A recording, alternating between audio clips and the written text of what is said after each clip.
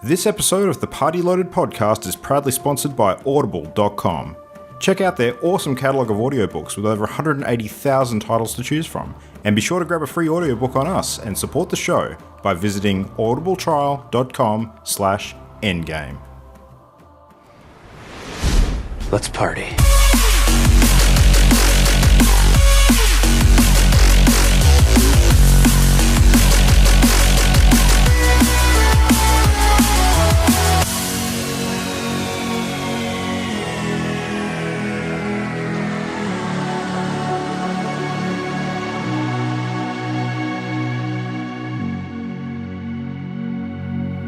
Hello, it's Wednesday night, the 3rd of August, which of course means it is Party Loaded time.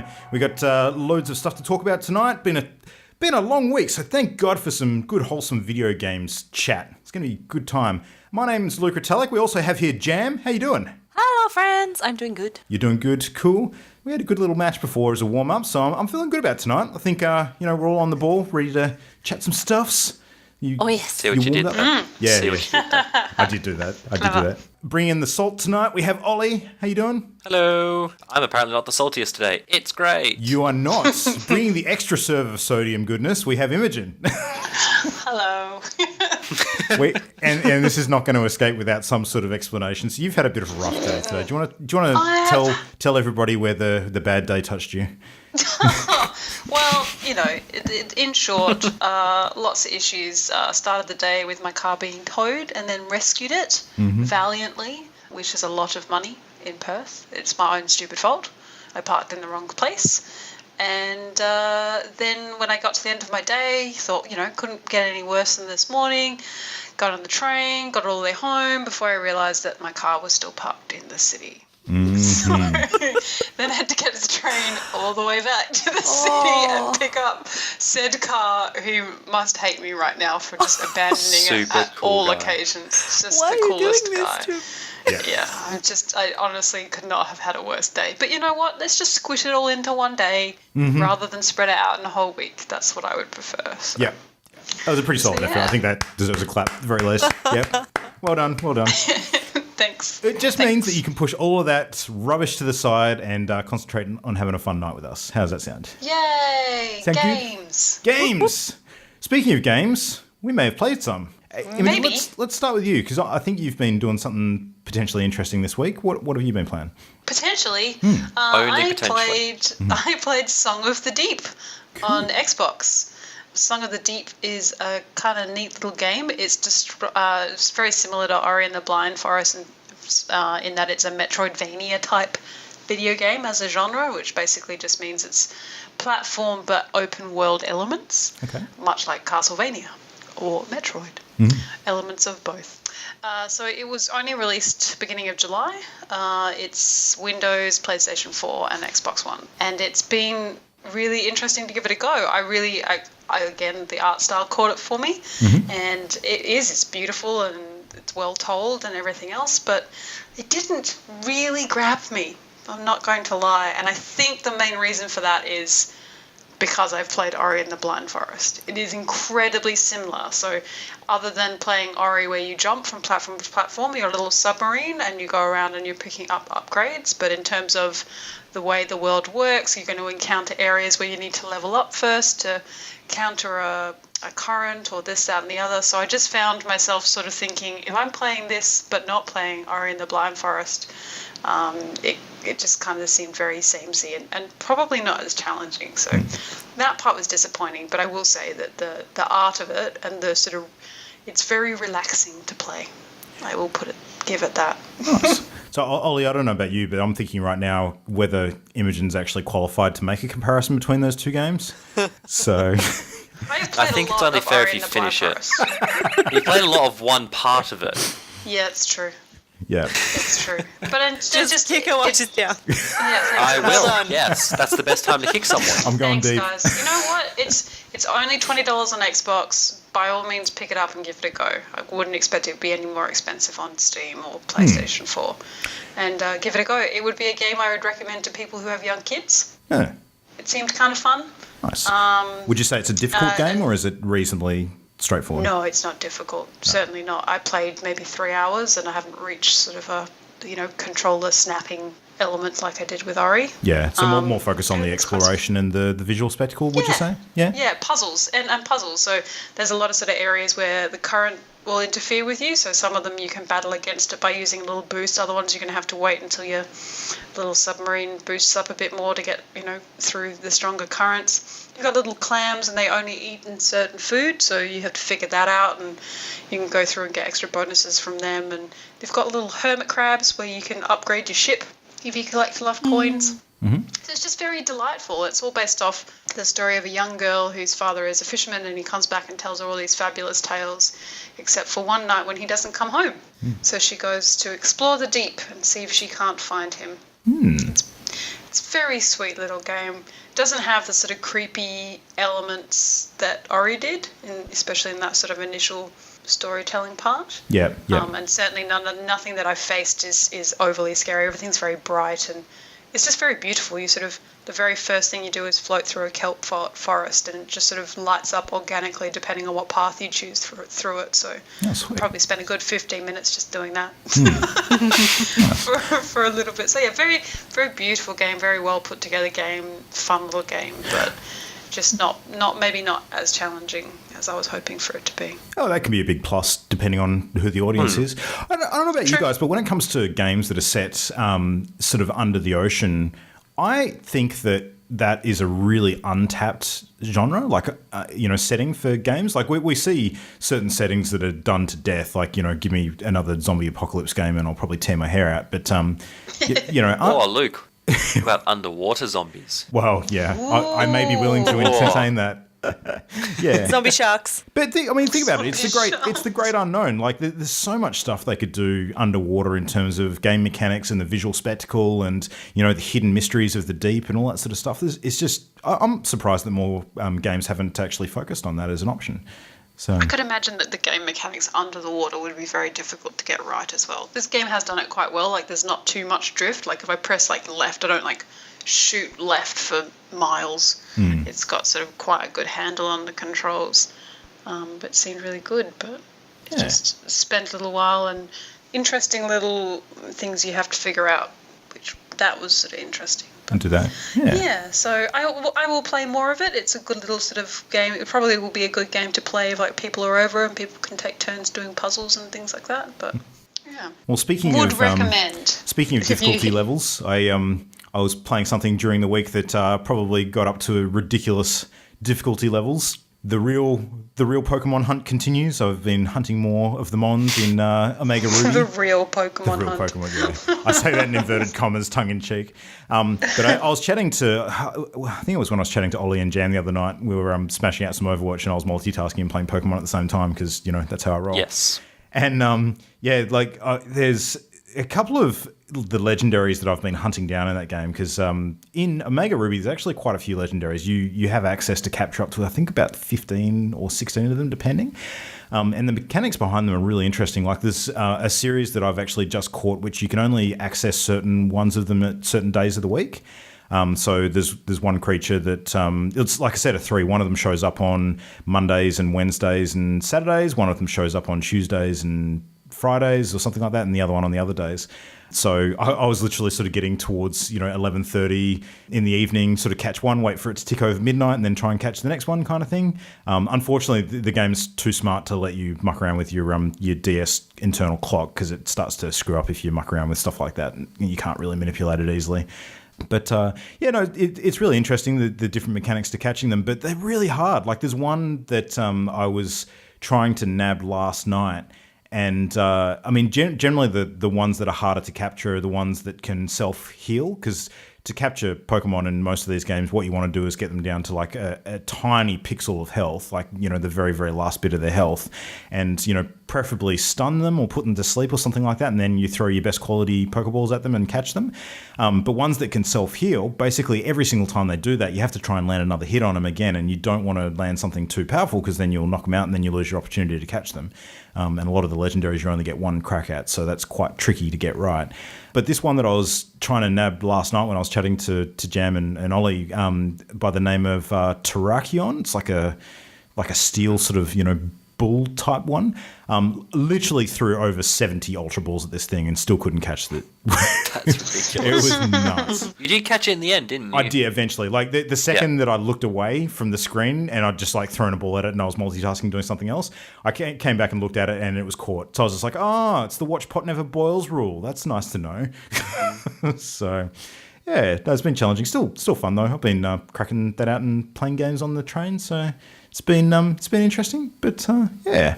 Kicking it old school. DS and 3DS, still solid games platform, as it turns out.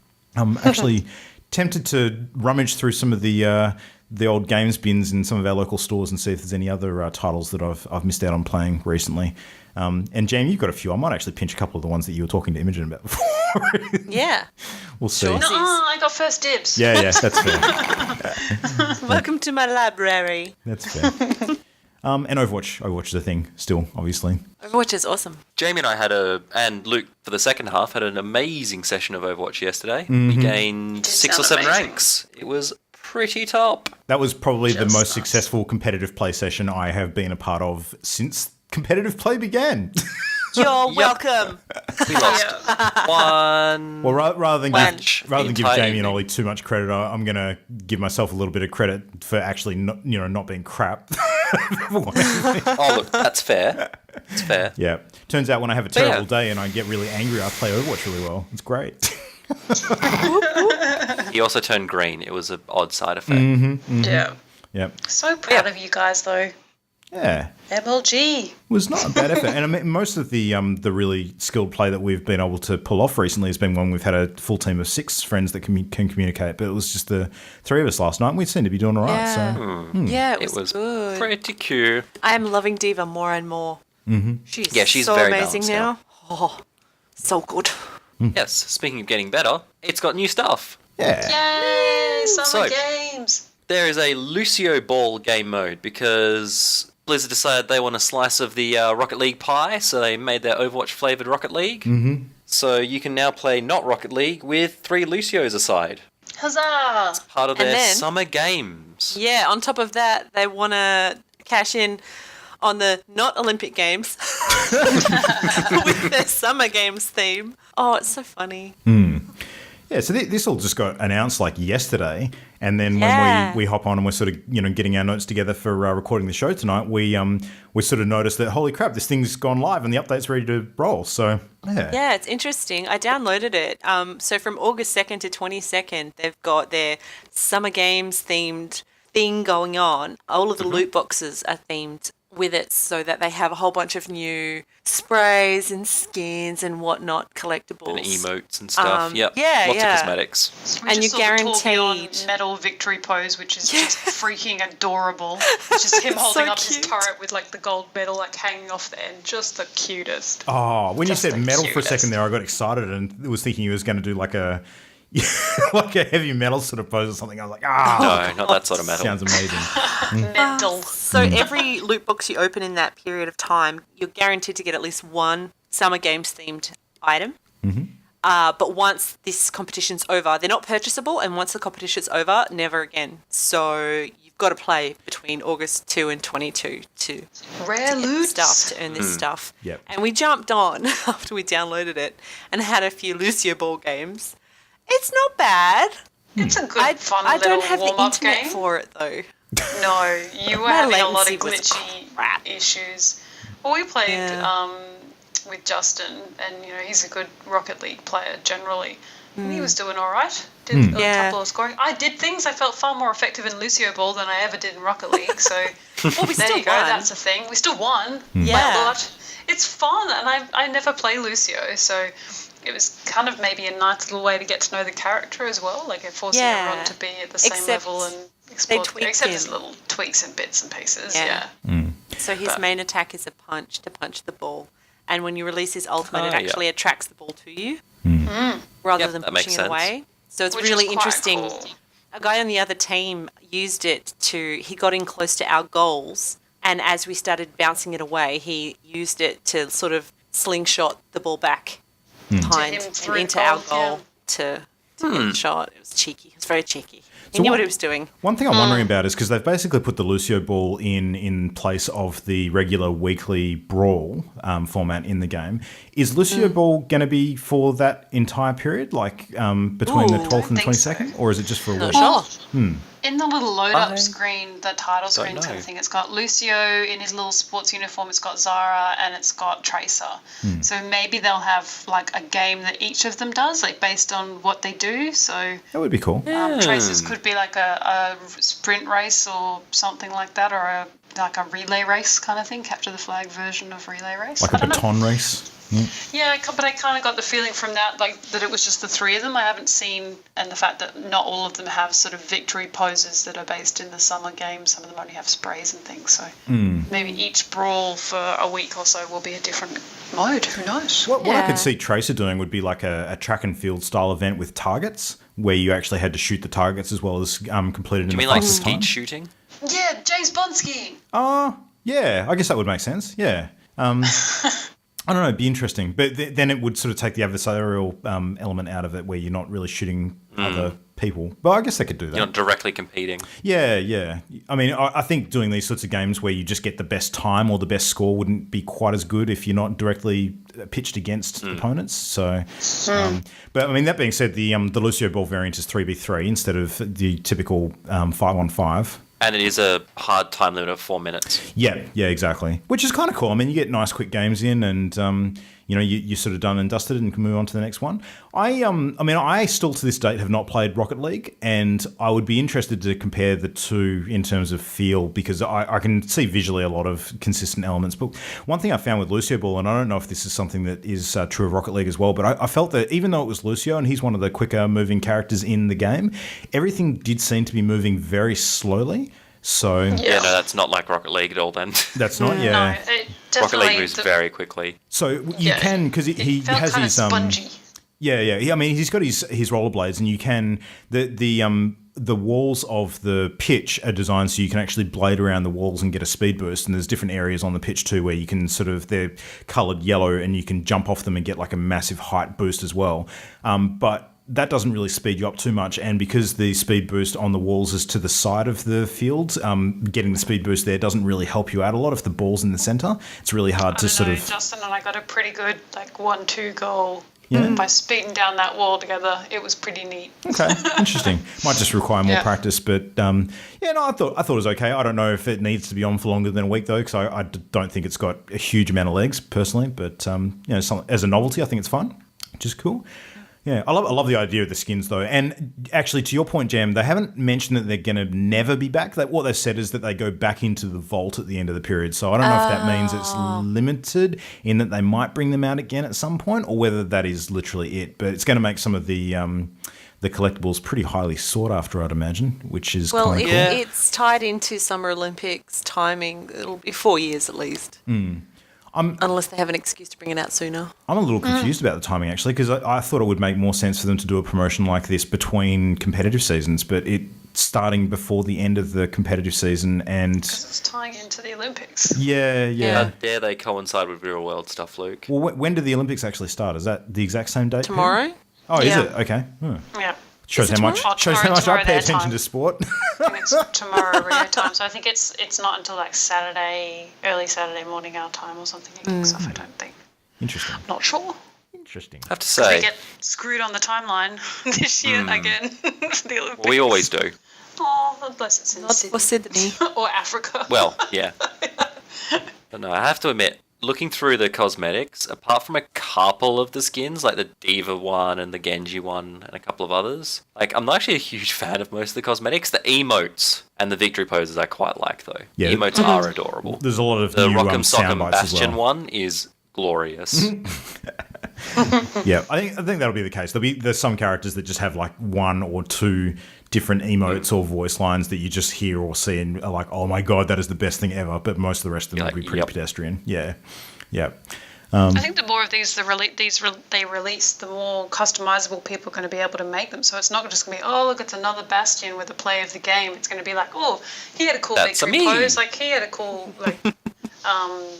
play of the game screen and all that kind of thing. And so I love it. It'll think reward the the players more that there is, play the for a better, long yeah. time too, because you'll see, in a couple of years' time, if the game's still popular, which I truly think it will be, people who have been playing for ages will have some of these, exclusive skins from very, very early days, which you can't get anymore, and people will be like, oh my god, I wish I had that. I can't get it anymore. Oh, so yeah, highly sought after sort of prestige items, which is really cool. I love the model. If they do more sort of seasonal events like this and sort of mix it up a bit, I think that is the coolest idea, and I'm a big fan of it. So yeah. That's what Blizzard do quite a lot. Quite a lot of their other games, they'll have winter or summer events and things like that. So not surprised and happy to see it making its way to Overwatch. Yeah. So speaking of Blizzard and speaking of cool things, strap yourselves in, folks, because it's been a few episodes, but it's Hearthstone chat time. Okay, you've got 60 seconds. Wait, I'm going to timer it. No, 60 seconds. Are you kidding me? It's far too much Okay, goodness. I'll allow 90 seconds. I was going to say 45 seconds. I'll then. take as long as it freaking takes. All right, anyway, so I'm wasting time. So Blizzard, of course, have announced the newest adventure for Hearthstone, which is now been released and revealed as a expansion called One Night in Karazhan. So players of World of Warcraft will recognise Karazhan as one of the really well-known raids from back in Burning Crusade era. So Imogen, did you ever play this one when you were I did. crusading? Yeah. So Yeah, it's also in the Warcraft movie. oh, is it? Okay. So my understanding is that Karazhan is Medivh's tower. Is that right? Correct. Yeah, and in the Medivh's old World of tower, Warcraft but yeah. raid, it's kind of like a desolate, haunted location, no longer in use, run into ruin, that kind of thing. Is that pretty much on the money? Yep. Yeah. Yep. So the interesting thing with what they've done with the Karazhan expansion and I shouldn't say expansion, I should say adventure, because there's a very big difference between expansions and adventures in Hearthstone. One is just cards, one is actual sort of gameplay, sort of missions and things.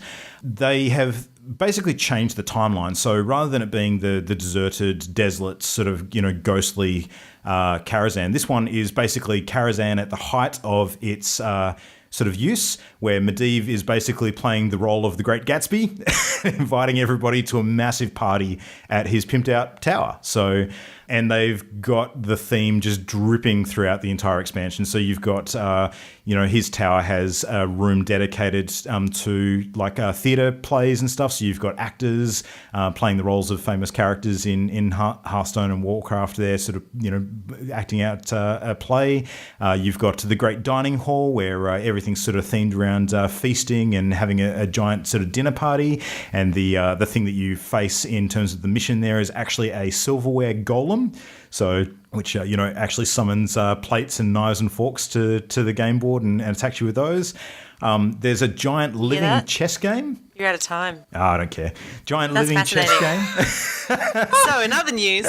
So you're basically playing a game So where it's like you have Beauty chess and the Beast pieces. Hearthstone edition.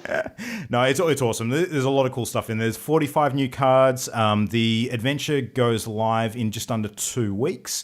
And the first wing of it is totally free. So anyone who plays Hearthstone is not sure whether they want to sort of spend gold or cash on unlocking different wings of it. You can play the first one for hit free. is always free. I am sure I don't want to spend gold or cash on it, but I will try it for free. Yeah. Whereas First hit's always free, Imogen. Whereas I'll Yay! drop the pre-order money on unlocking everything at a heartbeat. So, yeah. Why would you pre-order it? What is the actual point? Card back, Imogen. You get an exclusive card my back. goodness. Just play hard enough. I'm sure you'll get it at some point anyway. No, well, I had a good month last month. I finished top 3% globally on the ladder, so I'm doing all right. I'm going to keep playing. It's a cool game. Woo! Yeah, Good job. not bad. So Well that's done. Hearthstone. You did it. One Night in Karazhan. Awesome. Check it out. It's great. It's a bizarre theme, but I'll play along with it. If it has disco music, I'm in. Yeah. Well, the intro video to it is literally like a whole bunch of the well-known heroes, sitting around in a hot tub. So it's cool. Yeah. Yeah. Well, we might have to play more time in that as opposed to No Man's Sky, because apparently it's not going to take me much time at all to finish that game. Well, it depends what you define as finishing.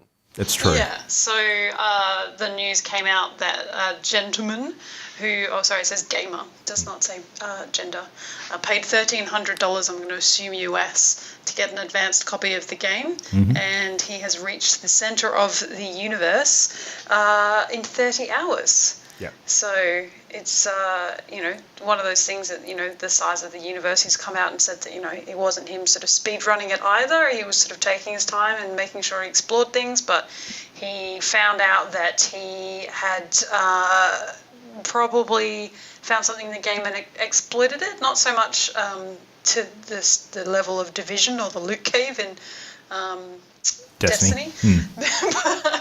But he found sort of an item that was worth quite a bit and sort of traded it, and when he knew where that was, he could get more, and so used it to upgrade his ship quite quickly and sort of boost to reach the centre of the universe. So I don't think it's going to take me 30 hours. I think it's going to take me much more time, because I don't know that I will be as lucky as him and stumble upon such a brilliant trade item. But he also is mentioning that perhaps they will patch that, given his feedback. But still keen, still super excited to come out. If anything, reading his article about the trading and finding things and all that kind of stuff just made it seem all that more fascinating and interesting. So still cannot wait. Still very excited. So 9th of August for PS4 and 12th of August for PC.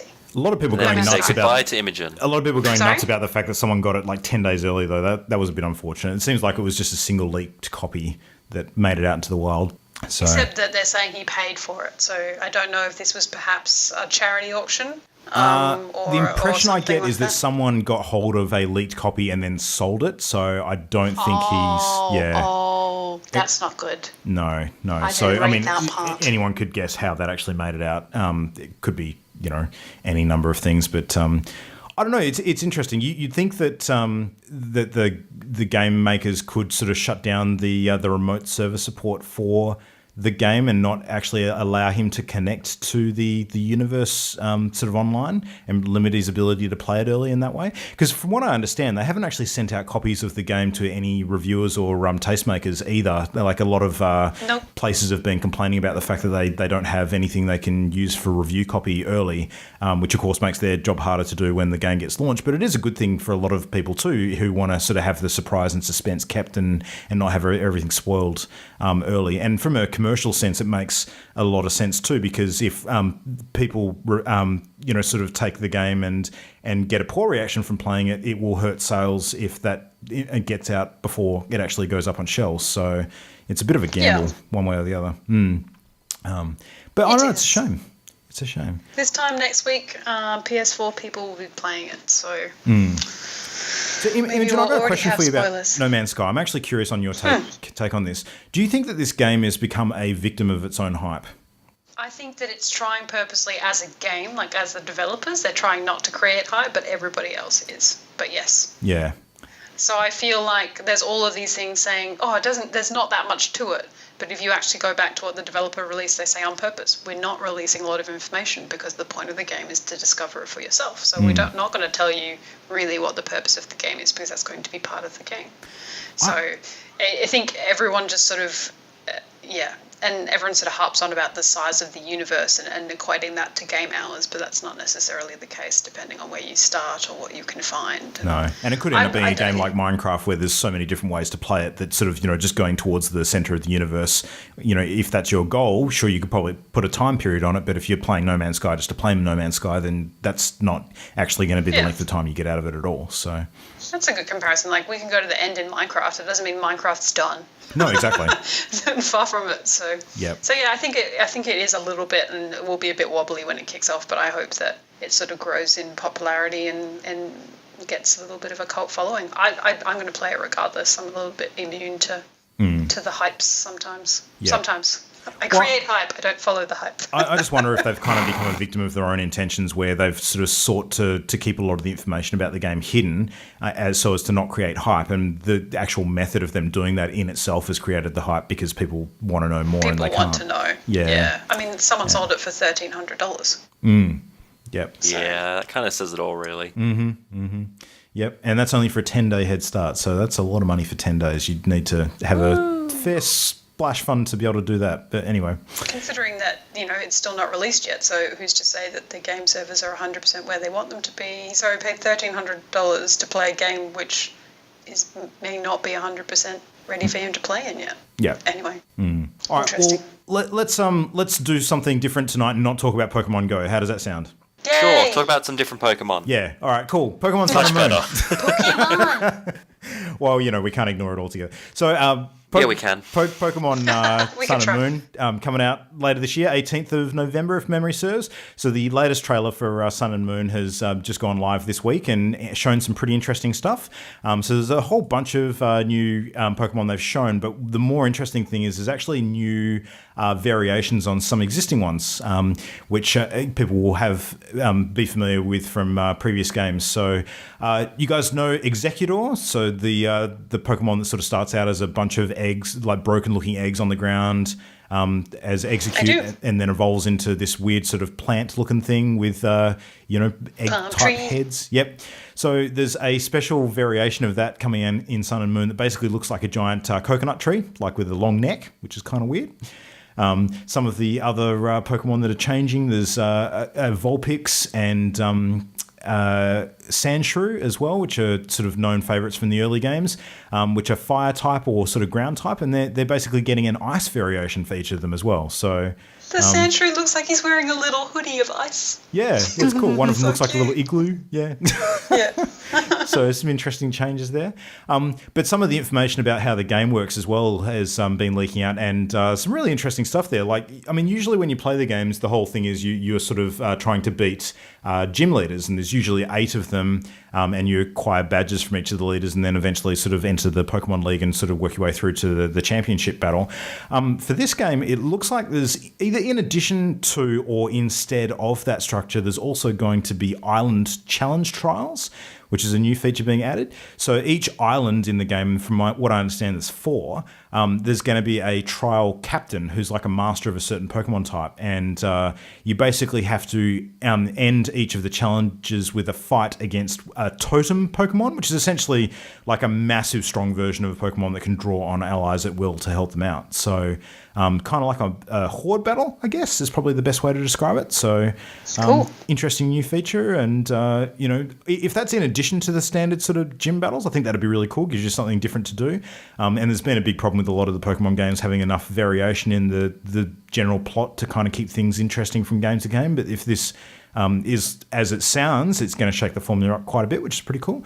And there's a new ability as well. So there's these things called Z moves, which are activated by a bracelet that's worn by the trainer. And funnily enough, they're actually going to market a physical bracelet. I was about to ask that. Yeah. So, I mean, similar to the Pokemon Go Plus that we spoke about last week, the Z Power bracelet, I think it's going to be like a marketable toy, which is not essential to the game experience. It's kind of like a cosmetic add-on if you choose to use it. And I think it's that's going to be more marketed towards the kids who enjoy the whole yokai watch thing. But it allows you to perform special attacks by sort of comboing the bracelet with some stones or gems you can give to certain Pokemon in game, and it unlocks like a super sort of ability for them, like a power move, if you like, with the various different element types that they have in game. So yeah, pretty interesting, different type of thing you can do. And by making it based on the item that they're holding, it kind of limits some of the other stuff they can do too, because each Pokemon can only hold one item. So whatever you choose to give them, that prevents them from having other sort of combo options. So yeah. But yeah, the game's shaping up to look pretty interesting. I like the fact that it's sounding quite different to the last few games.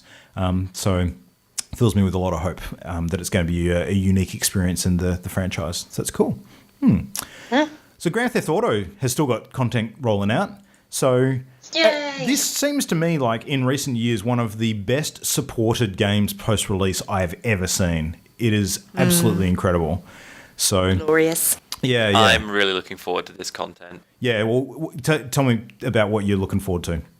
So, well, let's see. It's the stunt mode stuff being released to the community. So they released that new Trackmania-esque stunt race things that looked amazing. And they basically what people used to do is glitch containers into each other and all that sort of, and various artifacts to create these amazing tracks. And now they don't have to do that anymore. Now they've got things that smoothly transition and are actually supported by the in-game engine. Yay! And now it's released to the community. And they considering look the tracks super they could fun. do with just glitching things together, now they have actual tools to do that. I'm super excited to see what they make. yeah.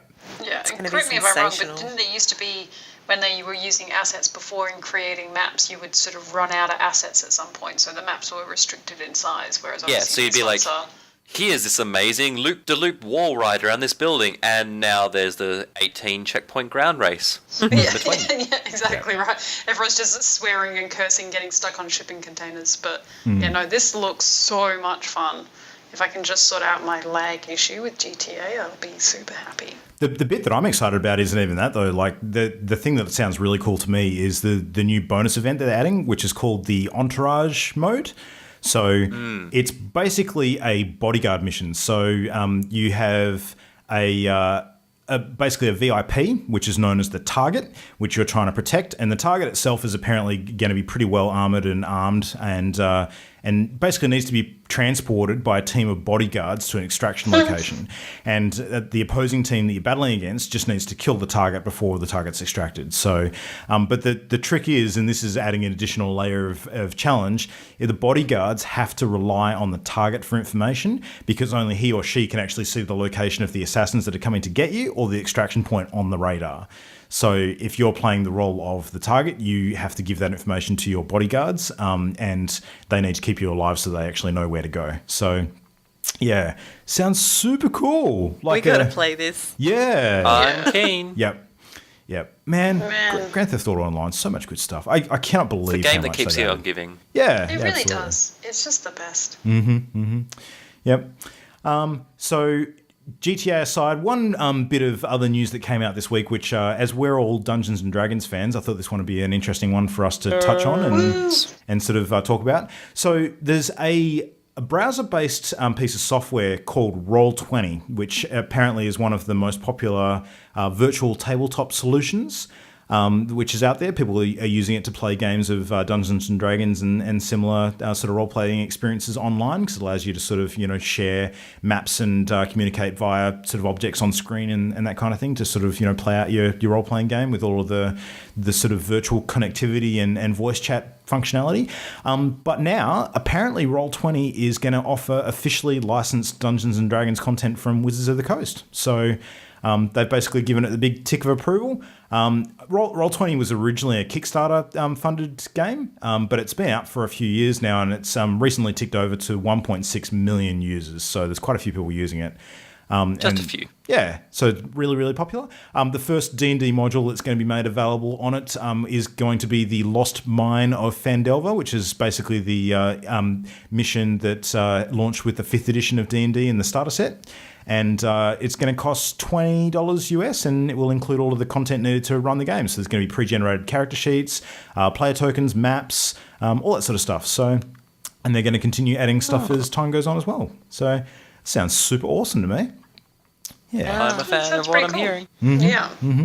So, I mean, D&D's been going through a big growth spurt in recent times. I mean, that's been helped in no small part to, the advent of some of the popular shows out there like Critical Role and, you've got Dice Camera Action, which is the Chris Perkins one that he does, in addition to, of course, the old favourite Acquisitions Incorporated from the Penny Arcade crew. But I mean, just generally through Twitch and YouTube streaming, it's something that has really benefited the online role play format and allowed people from different locations to come together and play games without having to physically be in the same place. So yeah, super It's awesome. pretty cool. Yeah. Agreed. Not everyone has that luxury, unfortunately. No. And then, all of those funny stories that you want to share with people that happened on game night, you now can share with the world. Yeah. If you stream it. Exactly. If you want to record your own session and sort of go back over your notes, then that makes it a hell of a lot easier too, because not every group has a jam. Yeah. Oh, bad. And goodness knows the amount of hours that I spent watching D&D online. My goodness. And now A you little can bit play scary. it. Yep. Absolutely. Actually, just on When I that get brief there. topic, I mentioned to you guys this week that I've just finished watching the recent sort of online season of Acquisitions Incorporated. So they've actually just done, the Penny Arcade guys have just done like a TV series, an 8-part episode one, which is available online off their site. If you're a fan of D&D, highly recommend you should check it out. It's hilarious. Whippoorwill. Yeah. Yes. So good. I finished watching it as well. It's actually really good. Can recommend. Yeah, it's good. So, speaking of things that are hopefully good, shall we move on to our game review party game of the month? Oh, I guess we can. Excellent. All right, so introduce our game tonight. What are we doing, Ollie? Oh, crap. Yeah.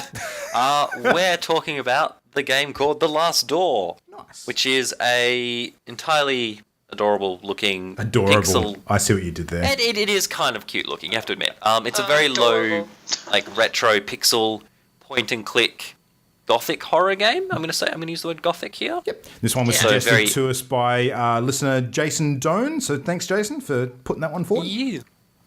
So, yes, it is about a man investigating a mansion of a friend of his that you get a rather dreary introduction to, that I won't spoil, even though it is the first 30 seconds of the game. But yes, you're welcome, Imogen. The game mechanics are classic old school point and click, so you can investigate certain things on the screen, you can pick certain items up, sometimes only after you've investigated them, you can combine items in your inventory and apply them to certain things on the screen, so it's a little bit of puzzle solving in there.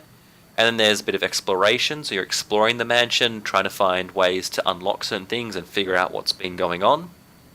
And yeah, the overall narrative style, I guess it's a lot of information is given to you in diaries and stuff like that. And then a lot of it is also shown as well. So there's a decent bit of reading to it, but that style of game sort of lends itself to that, and I don't mind that too much. Yep. Yeah. It's very dark. I'm going to say that much. Visually and thematically. Yeah. Inspired by the works of Edgar Allan Poe and H.P. Lovecraft, so there's a definite eldritch horror sort of theme pervading. I'd say more Poe. If I'm going to be nitpicky, I'd say more Poe and make it more gothic than Eldritch. Yeah. I have only played the first episode. Oh, okay, yeah. It's in chapters. I cannot comment on other episodes. 6 chapters in total, or was there 4 chapters in total? No, there's actually more than that. There's 8 at the moment. Right. There was the extra bonus fun so rounds. It was actually, it started off as a crowd-funded sort of Kickstarter in December 2012. And they released the first episode in March the following year, so 2013, and then they released 3 more after that. Eventually they sort of, released season 2, which had further episodes as well, and they wrapped it up with the season finale in January this year. So in terms of the the release schedule, it's reasonably recent where it's sort of wrapped up. And they only ended it because the Game Kitchen, the company behind it, sort of the developers wanted to move on to other endeavors to hopefully keep their business afloat, because I don't imagine this was a huge money earner for them. But I thought it's interesting to talk about the way they crowdfunded this just for a minute, because I thought this was really, really cool. So the way they did it is that they actually made the episodes available to people through donations on the crowdfunding model. So basically each new episode could be unlocked by a donation of any size. And then that basically created an ongoing financial model for them that allowed them to complete the series. So yeah, which was really, really cool. And they got the community pretty involved through the creation of each episode as well. So they had people playing through the beta versions and helping the team by doing bug fixes and contributing to text that was put in game and suggesting improvements and that sort of stuff. But they actually solicited a lot of feedback from the community about where the story should go next and things that they wanted to see and that kind of thing too. So probably a really, really good example of how to kickstart a video game series actually, as opposed to some of the terrible examples we've seen in recent years. Do we know how much the other episodes are now? I'm playing it on iPad. I bought the whole season on Steam, price. And in total, I think it set me back around $10 to $20. I don't know. I'll check it now. Actually, it's not going to break the bank. No. It's not massively expensive. Yeah. Yeah. Usually in these types of things, it has the price sort of up front, like pay whatever else. But it was asking me to log in before it would even give me a price, and I'm always a bit wary about doing that in case it auto transacts. Yeah. Yeah. So yeah, what'd you guys think? It was good. It actually made me jump. On one particular occasion, and I'm interested to see if you all had the same experience. So there is the lounge room, I think it will be, Yes. And then there's a gramophone in that room. Yes. Oh, yeah. Oh, that bit. Yep. It did make me jump, but I was like, I did go, huh, No, I weird. so I did the thing with the gramophone and I left the room and then you hear the irk and it just stops. I was like, that's weird. And I walked back into the room and was like, what the crap? Oh, were you was a playing? surprise. Question. Yeah. PC or iPad, did you say? iPad with headphones. Yeah. Yeah, because I was playing iPad as well. Yeah. Yep. I think it'd be a great iPad Scared game, the actually. life out of me. It is actually really good on iPad. I was actually thoroughly impressed how well it Yeah. played. It was just, I think up until that point it was creepy, but it definitely wasn't that level. And I think I was just lulled into false insecurity. And ever since that happened, I was like, I don't want to open the door. I don't want to Now I know it's a open horror this. game. Shit. Yeah, I felt for sure. I mean, when you sort of break down one of the doors and you find what you find in that room, I'm like, this is dark, this is dark, this is Yeah. dark. La la la la. I don't like horror at all. So this is parts of it. I was like, this is cool, like cool adventures, like puzzles, and this is fun. And then what the crap was that? Yep. The tapping on the window. No, Oh, thank yeah. you. That was creepy. Yep. Not interested. Ollie and I had a chat about this the other night, and I think that our general feel for having, what we'd experienced in the game was that, judging by the pictures that you look at before you sort of start playing, like any of the screenshots online and on the official website and that sort of stuff, it doesn't give you a very favourable impression of what the game is going to be just by looking at the visuals as still images. Yeah. But the game ended I up agree. being a lot better than it had any right to be. I So, really I agree. enjoyed it. Yeah, I mean, it's very point and Completely agree. clicky. Yeah. But I mean, that's what it was supposed to be, right? And Yeah. for a game like that, I was going to sit back and it was Jam who said, that she was playing it on iOS. I'm like, sweet. Like, I love nothing more than chilling out on my couch or my beanbag and playing like little games like that. Usually, I would turn to something like "You Must Build a Boat," but this was really, really good. I enjoyed it, but I don't know that I'll play the other episodes just because I think the genre is a bit scary for me. But I definitely will keep these game studios that are in mind for future things for sure. yeah. No, I loved it. I was really surprised that I did too. Like it looked kind of cool, and I played through a little bit of it, and I thought, oh, this is intriguing enough to keep playing. And then when I got real stuck into the innards of episode 1, I got to a point where I was just like, yeah, this is fucking cool. I really need to keep playing this. The atmosphere was really well sort of carried out. Some of the key, I like to think of them as popcorn moments that sort of catch you unawares and give you a bit of a no crap. They were really well timed, and the narrative was great. It was intriguing. It gave you just enough to sort of keep you coming back to learn more. Very, very basic character development, but what they do have in there I think was quite interesting and leaves the door open, pardon the pun, for a lot of future stuff as well. I mean, the visuals are a tricky one. Like, the game on PC I found to be very, very dark in terms of how it showed up on screen, so I had to turn my colour settings right up so I could actually see iPad some was of the it. same. Yeah, I expected that to be the case. And it's much easier to see what you're doing when you change those settings a bit. It's a bit tricky otherwise. And it doesn't give you a lot of clarity around some of the things that you're trying to see on screen, but when you mouse over them and can interact with them, it gives you a much better idea as to what they are. The music was the thing that caught me most of all. The music was perfect. I loved it. It was very, They very did do a very appropriate. good job on the atmosphere. Yeah. The overall atmosphere, the ambience of the game was very good. Yeah. Agreed. Yeah. Yeah. Yeah. Now, I will preface, I'm a graphics snob. Like, a game has to have either really good graphics or really nicely stylized graphics. Yeah. And normally I look at pixel games and go, that's a bit unfortunate you made a pixel game. But it worked. It actually genuinely worked. Yeah. Like, I was Yeah. actually impressed how well it translated. Partly because it had really good plot, like it had a very good story that it wanted to tell. But yeah, I was impressed. Like Luke said, I had very low expectations by the screenshots, and they were blown away when I actually played the game. Yeah. It's got quite a lot of positive feedback on Steam as well, which sort of filled me with a little bit of confidence going in, and I can see where that's coming from now. Yeah, really, really cool. The future episodes, I will definitely go back and play, without a doubt. There's not even a question. Yep. So I will actually purchase them. If they're $10 for like all of them on Steam, I will probably buy them on Steam. I just checked. Season 1, which I believe is 4 episodes, is $10, so $9.95 US, and season 2 is the same price. Yep.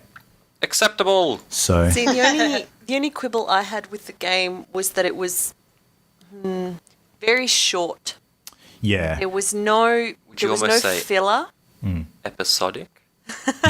Well, at every time I approached an obstacle, I had precisely what I needed to conquer that obstacle. You know, essentially, there was no red herring. Yes. Yeah, you can pick it up. I agree. Yeah. Yeah, and then saying that, considering I haven't paid anything for it yet, and I had, an hour and a bit of good fun because it was very enjoyable and well made, should I really whinge about that until I've tried the rest? Probably not. I don't like my free things. Yeah. God damn, I expect better. I did get stuck on I remember just walking up and down going, I know it's this item, but I don't know what I have to use it on. Yep.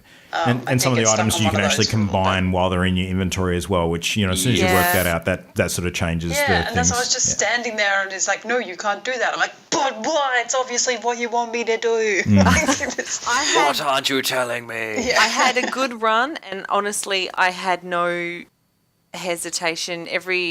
Everywhere I went was the right direction. I didn't end up actually doubling back or making a wrong turn. Oh my gosh, I walked all over the joint.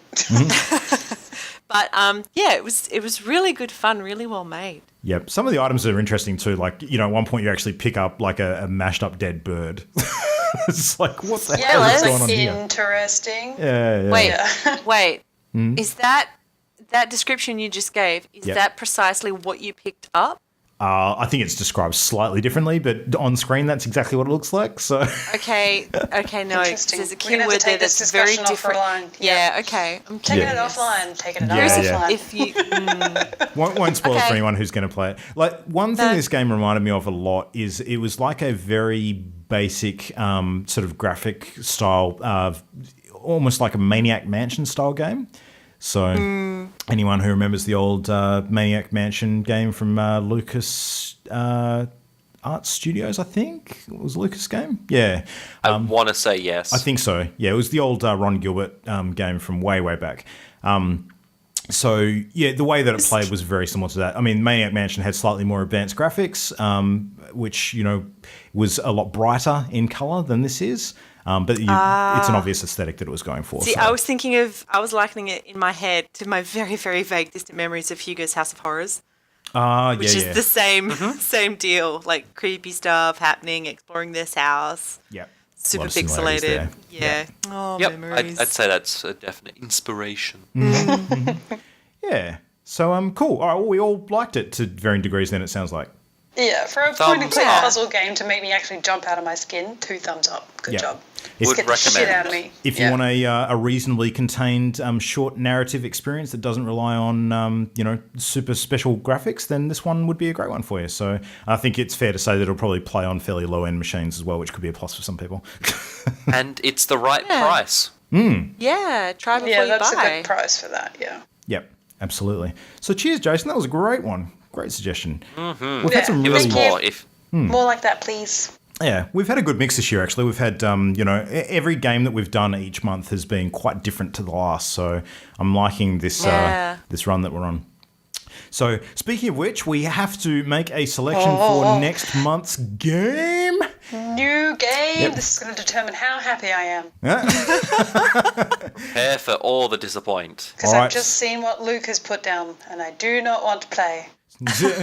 So, Ollie, I have the list. Have you got the random number generator? Let's Voltronize this shit and get something selected. You do this to me every time, and I literally just cleaned my desk. Oh shit. Find a die. Find a die. Where's it? Praising Orange Jesus.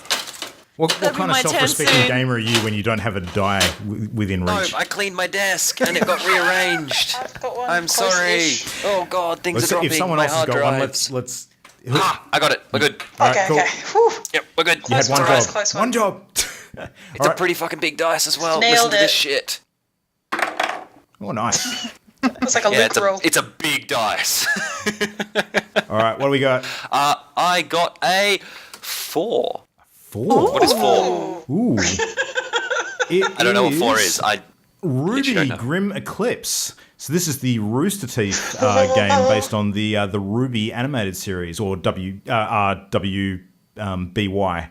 So I'm so out of it, I did not even know there was a game. oh really? Okay, it's actually a did not fairly know recent that. release.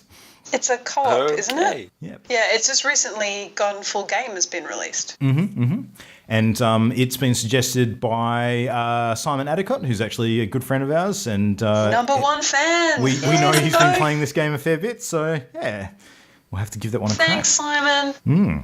Nice. So I think this is going to be a pretty different style to what we've just played. That's for sure.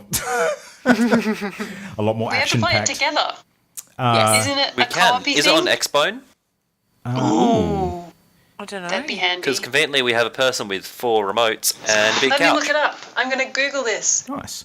Quick, Well, do some filler. If we can play online, don't we all have that console as well? I'm pretty sure we've all got Xbox. I don't have an online membership. I let it okay. expire because you guys made me The switch internet's to not good PC enough. so much. Yeah. Fair enough. All right. So It's a 4-player online co-op hack and slash game based on Rooster Teeth's international hit Ruby. Sweet. Trying to look for platforms. Does not tell me platforms. Means I'm going to have to watch season 3 of the anime because I've seen season 1 and 2. I haven't watched the most recent one yet. So Oh, it's good. I Is do it? enjoy it. nice. Sweet. Cool. So that is the party game of the month for September. We're up to. Holy crap! The year is evaporating fast. Oh, So- gosh. Yeah. Well, if you want to help us next time we do this by suggesting a game to add to our list, you can do so. So hit us up at all of the usual methods. So you can send us a game suggestion via email, which is mail@partyloaded.com. Send us a suggestion via Facebook, so on our Facebook page, which is at facebook.com/partyloaded, or on Twitter as well. So we are at Partyloaded Show on Twitter, and we'll respond pretty quickly to any tweets that tag us on there as well. The games that we're generally looking for, we want something that is $30 or under in price. We want something that is available by digital downloads. We don't want to have to muck around with physical discs or go into stores because we would not want to go out in public. And I was going to say we're lazy, but all right. well, That one. that's probably a better explanation. And we don't want something that is a console exclusive. So we want something that we can all play, essentially. PC's easy because we can all play that. But if it's something that is a console game, if it's not exclusive to one console, that is also fine because then we can play it on the Xbox or the PlayStation or whatever else we happen to have handy. So, yeah.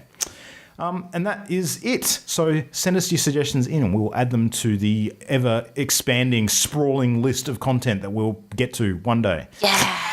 Got some good stuff on there. Cool. So, yeah. What's going on this week, guys? What are you all playing? I've just downloaded the Telltale Batman game and would like to get you all together for a bit of a playthrough. How does Yes. that sound? That's exciting. Can we also Sounds play great. Sounds all Drawful? right. Can we play Drawful Play as well? Drawful, yeah. Yes, Yeah. please. I think we're about due for a gang board game sort of get together so we can play some Drawful and stuff. Shenanigans. Yeah, yep, Shenanigans. be good.